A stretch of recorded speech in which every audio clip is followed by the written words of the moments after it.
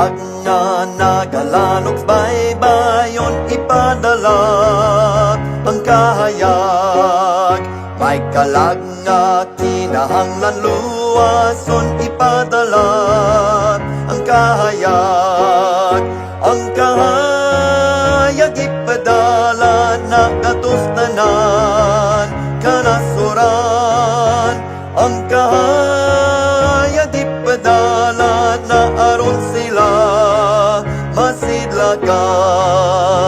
Ang tawag na wala atong nadunggan ipadala ang kahayag.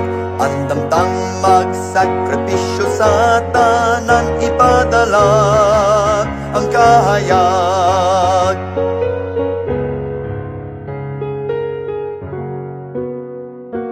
O mag-ampotang ang grasya mo daghan ipadala ang kahayag. Aron mahi sa mata ni Kristo lang ipadala ang kahayag. Ang kahayag ipadala na ngatos tanang kanasuran. Ang kahayag ipadala na aron sila masidlakan. Di tapaluyat sa buhat sa gugma ipadala ang kahayag.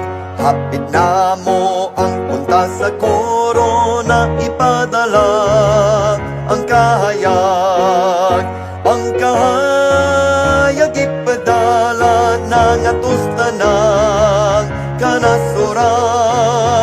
Ang kahayag ipadala na aron sila masidlakan.